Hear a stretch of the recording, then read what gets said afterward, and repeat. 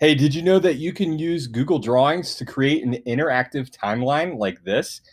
It's much more engaging and it allows students to drag and drop items to where they think that they go, and it opens up discussion on your end. You can make it as interactive as possible. So, how does it work? Well, let me show you.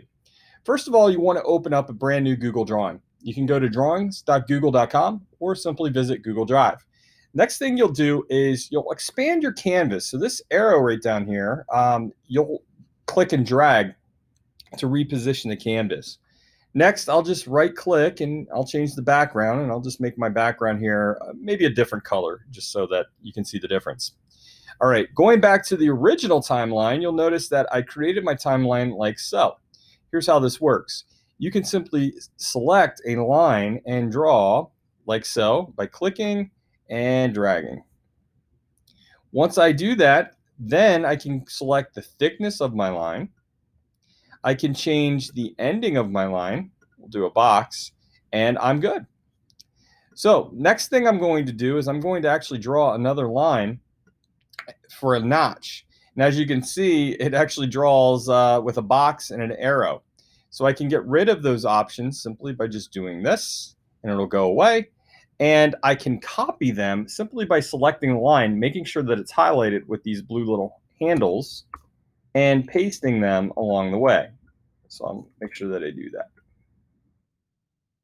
All right, so that's one way of doing this. Now, the next thing that I would do is I would add in dates. As you can see, I have this little box right here with text. There's two ways you can do that. You can add an actual text box, or you can just draw a shape. So I'm going to just draw a shape right here, and I'm going to type in a date. Now, I can change my date by using the formatting tools up here if I'd like. And then what I'll do is I'll just copy this and paste it along the way. And I alternate my dates up and down my timeline right here, just as a way to make it easier for students to put content. The next thing I'll do is I'll add a title and add instructions. So adding a title, I simply go right here to insert, and I chose word art. And I just typed in timeline. All right, I can reposition that text and move it right up here. I can even change the font style or size, whatever I'd like, simply by doing this.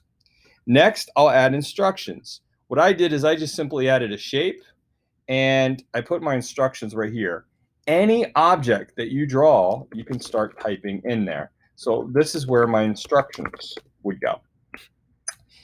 Then what I'll do is I'll actually have my objects. What I did is I actually went and I did a Google search for these particular objects.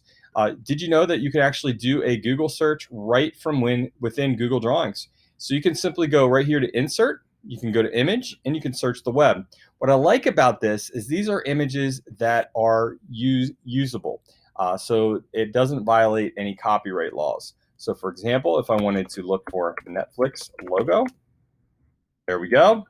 I have this, and I just hit insert, and I can put those objects within my drawing.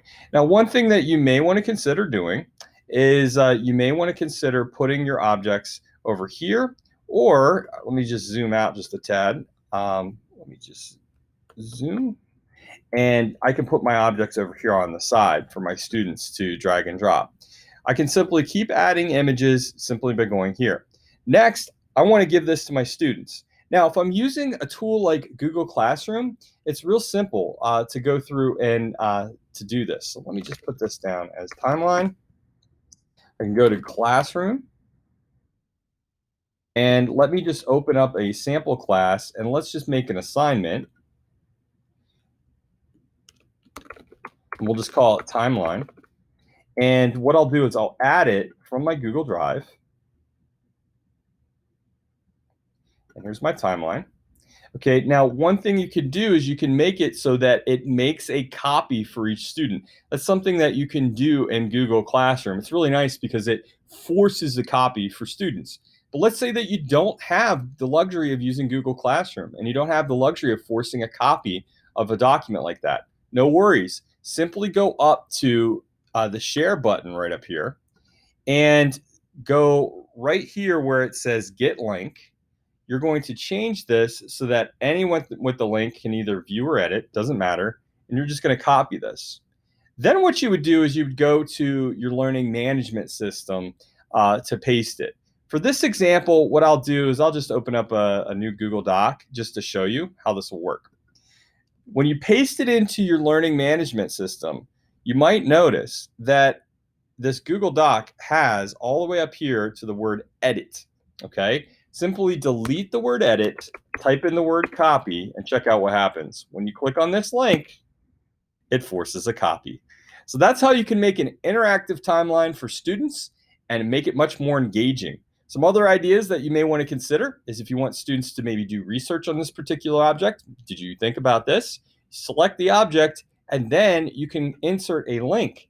If you wanted to insert a link to a article or a video with more information, you could do that and then students could click on it and visit that link.